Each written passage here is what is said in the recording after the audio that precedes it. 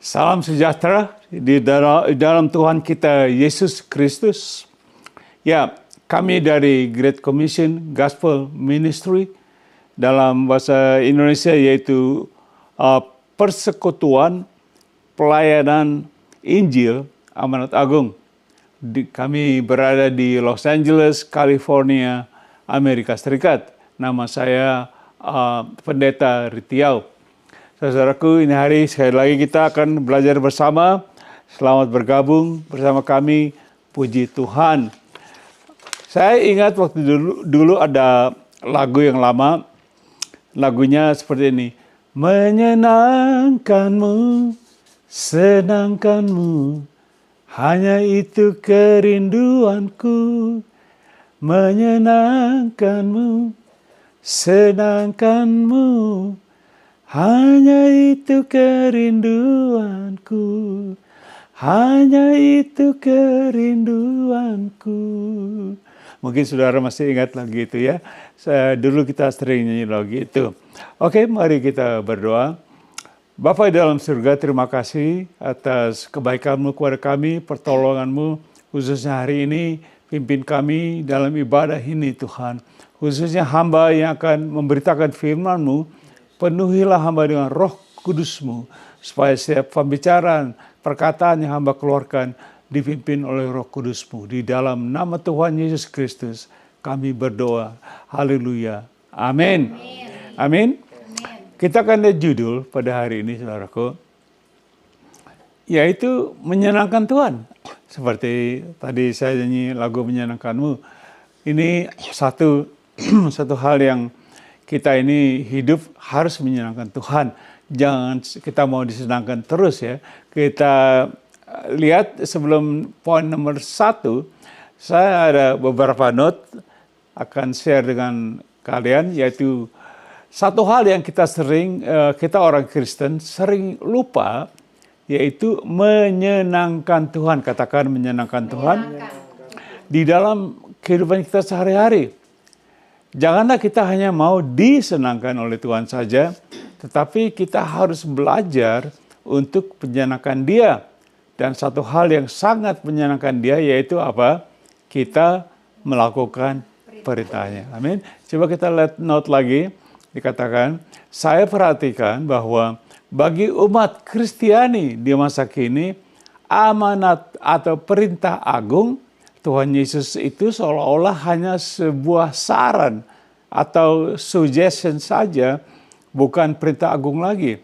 Jadi kalau dilakukan itu baik, dan kalau tidak dilakukan tidak apa-apa, karena dianggap sebagai saran. Coba note-nya saya taruh lagi seperti ini.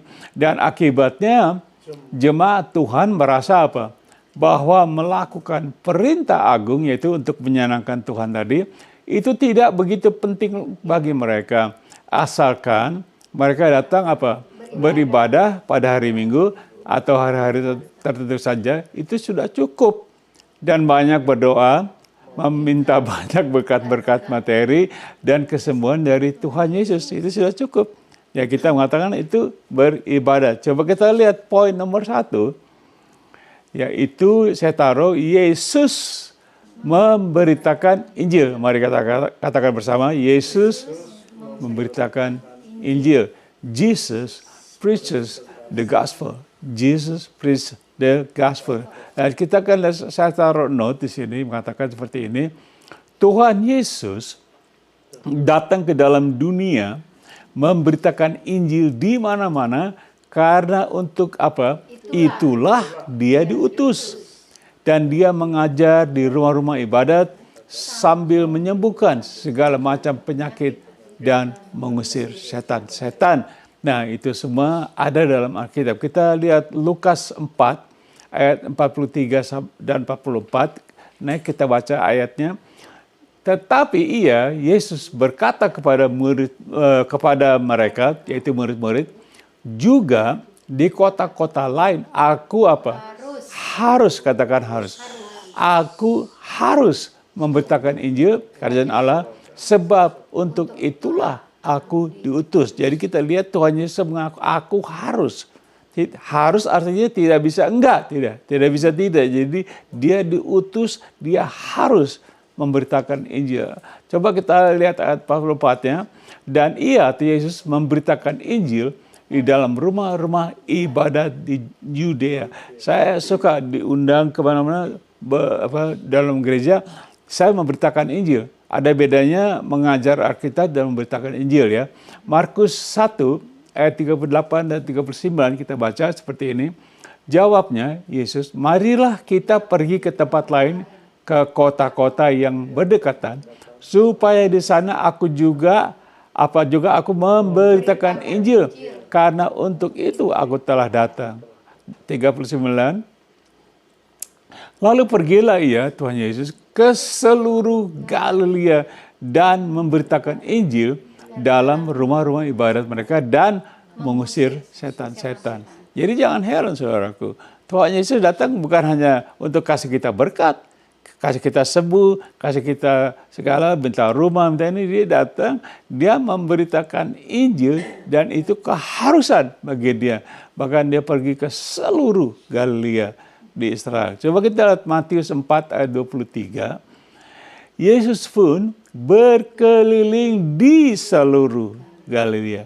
Ia mengajar dalam rumah-rumah ibadat dan memberitakan Injil kerajaan Allah serta melenyapkan segala penyakit dan kelemahan di antara bangsa itu. Jadi yang utama bagi Tuhan Yesus bukan melenyapkan penyakit, bukan menyembuhkan kita, memberkati kita. Yang utama bagi Tuhan Yesus, dia datang untuk memberitakan Injil kepada kita semua. Coba note kita baca. Saya sungguh percaya bahwa dengan Tuhan Yesus melakukan ini, Bapa di sorga yang mengutusnya sangat disenangkan. Dan Tuhan Yesus memberitakan Injil oleh karena kepatuhannya, katakan kepatuhan, terhadap Bapanya di sorga, sehingga Bapanya disenangkan. Ya jelas, kalau Anda dan saya disuruh sama Bapak kita patuh, Bapaknya senang tidak? Senang. Jangan kita nggak mau disuruh, kita minta duit, Pak, aku mau ini belanja. Mana dikasih, Bapaknya nggak senang ya. Ya, coba kita lihat note-nya lagi. Jadi, jikalau Tuhan Yesus memberitakan Injil kerajaan Allah di mana-mana, apakah murid-muridnya turut memberitakan Injil juga? Nah, ini pertanyaan. Bagaimana dengan murid-murid? Apa hanya Yesus saja?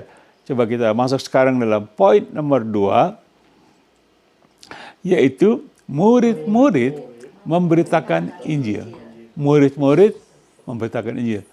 The disciple preach the gospel. The disciples preach the gospel. Kita baca Lukas 8 ayat 1, dikatakan di sini, tidak lama sesudah itu Yesus berjalan berkeliling dari kota ke kota. Luar biasa ya. Berjalan, saudaraku. Zaman sekarang orang jalan nggak? Maunya, Tuhan aku minta beli mobil dong, aku ini paling. Tapi Tuhan Yesus berjalan berkeliling dari kota ke kota dan dari desa ke desa memberitakan Injil kerajaan Allah ke 12 muridnya bersama-sama dengan dia. Tadi kan kita tanya apa murid-muridnya juga ikut menginjil. Nah, Tuhan Yesus pergi, murid-murid juga ikut bersama dia. Coba Markus 3 ayat 14, nah kita baca. Ia, Tuhan Yesus, menetapkan 12 orang murid-muridnya untuk menyertai dia dan diutusnya memberitakan Injil. Jadi Tuhan Yesus menetapkan murid-murid 12 orang untuk diutus juga memberitakan Injil. Coba kita baca Markus 6 ayat 7, dikatakan di sini. Ia, Yesus, memanggil ke-12 murid itu dan apa? Mengutus mereka berdua-dua. Ia memberi mereka kuasa atas roh-roh jahat. Jadi kalau saudara, Anda dan saya, kita pergi diutus oleh Tuhan, kita nggak sendirian. Tuhan Yesus beri kita kuasa melalui Roh Kudus atas roh-roh jahat. Amin. Markus 16 ayat 20 dikatakan di sini, mereka pun, yaitu murid-murid Yesus, pergilah memberitakan Injil kemana? Ke segala penjuru dan Tuhan turut bekerja dan meneguhkan firman itu dengan tanda-tanda yang menyertai mereka. Jadi murid-murid ini mereka juga memberitakan Injil. Jadi bukan hanya mereka ikut Tuhan Yesus, dan mereka juga diutus dan mereka juga harus pergi memberitakan Injil. Dan Tuhan akan meneguhkan firman itu. Tuhan bekerja bersama mereka. Amin. Coba saya taruh note-nya seperti ini. Jadi murid-murid dibawa oleh Tuhan Yesus untuk memberitakan Injil bersama dengan dia, betul? Dibawa semua murid-muridnya dengan dia. Jadi dia tidak ditinggalkan. Dan setelah itu murid-murid diutus oleh Tuhan Yesus ke mana-mana untuk memberitakan Injil, betul? Jadi kita bertanya, apakah murid-murid memberitakan Injil? Nah, poin nomor 2 tadi ya, murid-murid memberitakan Injil tidak? Ya, mereka memberitakan Injil dan mereka juga diutus seperti Tuhan Yesus juga diutus. Sekarang murid-murid diutus. Ada amin saudara, juga kita baca note lagi. Ini saya taruh, saya sungguh paham kalau adanya karunia penginjil, betul? Di Alkitab ada orang punya karunia sebagai pengajar, penginjil dan sebagainya. Tetapi memberitakan Injil bisa dilakukan oleh setiap orang Kristen yang sungguh-sungguh, katakan sungguh-sungguh, mencintai Tuhan Yesus dengan pimpinan dan kuasa Roh Kudus, yaitu Kisah 1:8 ya. Jangan malu dan takut menceritakan, katakan menceritakan tentang Tuhan Yesus kepada orang lain di mana saja dan kapan saja. Jadi saudara memberitakan Injil itu kasih tahu orang lain tentang Tuhan Yesus, menceritakan tentang Tuhan Yesus kepada orang lain. Amin. Coba note lagi saya taruh di sini. Misalnya Anda jalan-jalan dengan teman-teman Anda sehari suntuk. Ya, kita kalau keluar kan sehari suntuk ya. Kita kemana-mana, ke mall, jalan-jalan, pokoknya sehari suntuk. Tentunya Anda bercerita tentang banyak hal, betul? Kalau kita berjalan-jalan sama teman-teman ya biasa, kita ngobrol-ngobrol, tentang dan sebagainya. Tetapi bagaimana kalau Anda ambil waktu 5 sampai 10 menit saja menceritakan tentang Tuhan Yesus kepada teman-teman Anda? Mana yang lebih penting? Menceritakan tentang diri Anda atau tentang Tuhan Yesus kepada teman-teman Anda? Mana yang lebih penting? Nah, kita sehari suntuk nih. Sehari suntuk sama teman nih. Taruhlah kita 5 orang, 4 orang, 3 orang, bahkan berdua. Kita cerita banyak. Tapi ambil waktu untuk menceritakan tentang Tuhan Yesus. Nah, itulah memberitakan Injil dengan pimpinan Roh Kudus. Ayo kita masuk poin nomor 3. Yaitu sekarang kita akan belajar Rasul Paulus memberitakan Injil. Rasul Paulus memberitakan Injil. Apostle Paul preaches the gospel. Ini Apostle Paul preaches the gospel. Coba kita lihat note, saya taruh note di sini.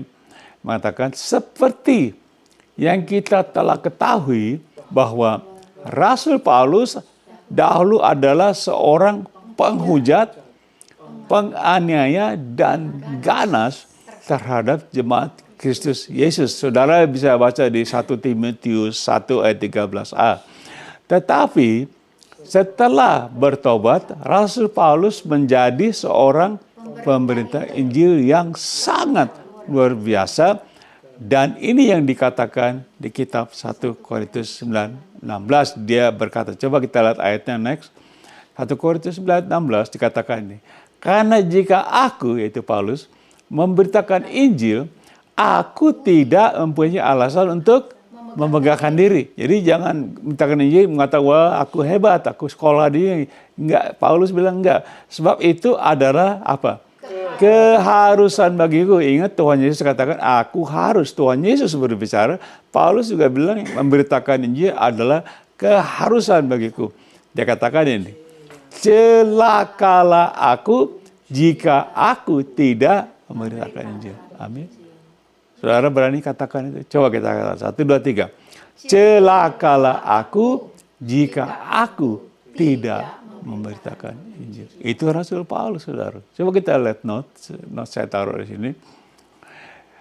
Ini adalah suatu pernyataan yang mana hampir semua jemaat Kristus, katakan hampir ya, hampir semua jemaat Kristus Yesus tidak sanggup, tidak mau dan tidak berani untuk mengatakannya. Celakalah aku, nggak ada yang berani mengatakan. Kalau aku tidak mengatakan Injil. Tetapi mereka suka belajar atau dengar firman dari kitab-kitab yang dituliskan oleh Rasul Paulus. Aneh tidak? Dia tidak bisa berani kayak Paulus mengatakan celakalah aku jika aku tidak memberitakan Injil, tapi dengan pengajarnya senang. Contohnya apa? Filipi 4:19, Allahku akan memenuhi segala keperluanmu. Senang nggak? Senang jemaat dengerin ayat ini dan lain-lain. Banyak ayat-ayat yang kita senang dituliskan Paulus, tapi yang ini memberitakan Injil. Orang kurang suka gitu. Coba 1 Korintus 9 ayat 18 kita baca next. Kalau demikian, apakah upahku?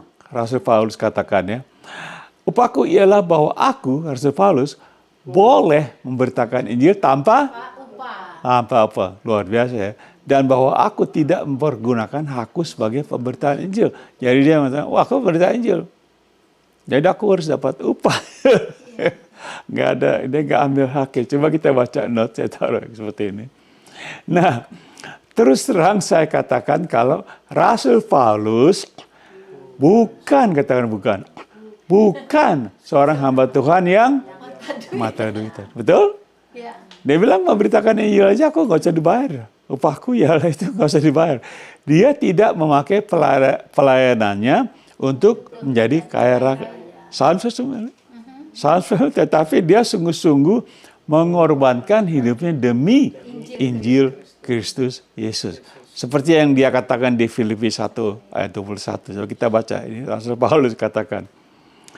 Karena bagiku hidup adalah Kristus dan mati adalah keuntungan. Ini pernyataan Rasul Paulus. Dia tidak mencari uang, saudaraku, dengan Injil. Dia mengorbankan dirinya. Dia katakan bagiku hidup Kristus dan mati. Ya untunglah kalau aku mati. Amin. Coba taruh notnya seperti ini. Rasul Paulus tidak mengatakan, dia tidak mengatakan hidup bagiku adalah uang, betul? Dia tidak mengatakan hidup bagiku adalah uang dan atau harta, tetapi Kristus Yesus. Satu pernyataan yang sangat perlu untuk dicontoh oleh banyak sekali para hamba-hamba Tuhan yang di akhir zaman ini, betul? Hamba-hamba Tuhan Yesus di akhir zaman ini bagaimana? Bagaimana dia pernyataannya? Perlu uang dan harta sebagainya. Dan Rasul Paulus yang menulis ayat ini, coba kita baca tentang ayat 1 Timotius 6:10, ini Rasul Paulus yang menulis. Karena akar segala kejahatan ialah apa? Cinta uang. Sebab oleh memburu uanglah beberapa orang telah menyimpang dari iman dan menyiksa, katakan menyiksa dirinya dengan berbagai-bagai duka. Nah ini Rasul Paulus. Kalau dia katakan akar segala kejahatan cinta uang, lantas dia cinta uang bagaimana? Dia munafik dong, ya tidak? Dia tidak bilang aku nggak usah dibayar, aku nggak cari duit. Makanya dia berani bilang akar segala kejahatan ialah cinta uang. Bagaimana dengan Anda? Saya sering mendengar orang berbicara dengan saya, Pak Aditya, saya mau pergi melayani Tuhan, tapi saya perlu uang segini, segini. Saya terus bilang, kamu mau melayani tapi yang di pikiran kamu apa? Uang. Jadi panggilannya nggak jalan, nggak pergi. Pergi dulu, nanti uang dikasih Tuhan. Amin. Saya sudah lihat dalam kesaksian. Saya sudah keliling kemana-mana, seluruh Amerika dan kemana-mana lah ke dunia. Kami selalu biaya sendiri dan sebagainya, tapi Tuhan mencukupkan. Amin. Amin. Kita akan lihat poin nomor 4, poin terakhir di sini dikatakan, apakah reaksi kita? What is our reaction? Coba kita baca Lukas pasal 6 ayat 46. Tuhan Yesus berkata, mengapa kamu berseru kepadaku? Katakan berseru. Berseru. Tuhan. Padahal apa? kamu tidak melakukan apa yang aku katakan. Reaksi saudara bagaimana dengan ayat ini? Reaksi kita apa dengan Tuhan Yesus katakan? Kita teriak Tuhan, tapi tidak mau melakukan apa yang Tuhan Yesus katakan. Coba saya taruh note. Pertanyaan Tuhan Yesus ini wajib untuk dijawab oleh setiap pengikutnya. Jangan sampai dianggap sepele pertanyaan Tuhan Yesus ini. Ditanya kenapa kamu nggak lakukan? Itu pertanyaan Tuhan Yesus. Karena dia sangat serius ketika dia menanyakan ini.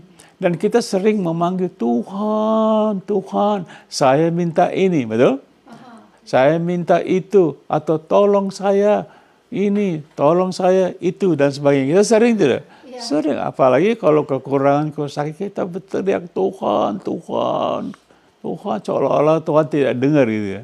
Tapi Tuhan Yesus bilang, kok aku ngomong kamu nggak dengar gitu. Maunya dewean, orang Jawa bilang. Tuhan Yesus ngomong dicuekin gitu. Bagaimana dengan Anda dan saya? Kita mau tanggung jawab bereaksi kita dengan ayat itu bagaimana? Jangan kita panggil Tuhan, Tuhan, tapi tidak melakukan apa yang dia minta. Coba kita baca note seterusnya dikatakan di sini. Jadi jikalau kita sungguh-sungguh mau menyenangkan Tuhan, apa reaksi kita dengan perintah agung Tuhan Yesus di ayat berikut ini? Reaksi kita gimana? Kita mau menyenangkan Tuhan. Seperti saya katakan, memberitakan Injil itu menyenangkan Tuhan karena perintah, ya betul. Coba ayat ini Markus 16:15. Tuhan Yesus berkata, lalu Tuhan Yesus berkata kepada mereka, itu para pengikutnya, pergilah kemana? Ke seluruh dunia, atau artinya di mana saja, beritakanlah Injil kepada segala atau setiap makhluk. Apakah kita mau melakukan hal ini? Nah ini perintah, membuat kesenangan Tuhan ya kita dengar perintahnya. Seperti Tuhan katakan, aku bilang ini, kamu kok nggak mau ikuti. Oke? Coba saya taruh note-nya begini. Pergi adalah sebagai tindakan apa? Iman. Jadi bukan soal perginya, tapi memberitakan Injil adalah sebagai tindakan ketaatan akan perintah agung. Banyak kita mau pergi, bukan soal perginya, tapi soal apa? Memberitakan Injil. Amin. Jadi saya sudah selesai ringkasannya. Next seperti ini.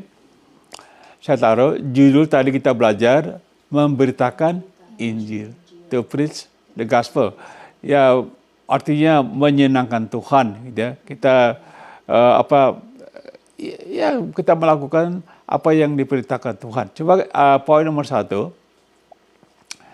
Yesus memberitakan Injil. Jesus preaches the gospel. Untuk inilah aku diutus, yaitu untuk memberitakan Injil kemana-mana. Ini Tuhan Yesus. Dia diutus. Nomor 2. Murid-murid memberitakan Injil. Disciples preach the gospel. Murid-murid diutus oleh Tuhan Yesus untuk pergi memberitakan Injil. Nomor 3. Rasul Paulus memberitakan Injil. The Apostle Paul preaches the gospel. Dia katakan, apa upahku? Upahku ialah aku boleh apa? Memberitakan Injil tanpa upah. Kita sudah belajar tadi. Nomor 4, poin kita belajar tadi. Apakah reaksi kita? What is our reaction? Mengapa kamu berseru kepadaku, Tuhan, Tuhan, tetapi tidak melakukan apa yang kukatakan kepadamu? Tuhan Yesus katakan, ingat? Jadi saudaraku, aplikasinya apa? Kalau kita orang Kristen, umat Allah tidak mau melakukan perintah agung Tuhan Yesus, bagaimana kita dapat melakukan perintah-perintah lainnya? Ngerti? Ya. Yang agung saja kita nggak mau. Jadi perintah-perintah lainnya kita lebih nggak mau ya. Dan jangan lupa bahwa Tuhan Yesus adalah the King of Kings, Raja atas segala raja. Dia kasih perintah kepada kita. Jadi kita belajar, seperti saya kata judul firman Tuhan hari, menyenangkan Tuhan. Saudara mau menyenangkan Tuhan? Ya dengar deh perintahnya.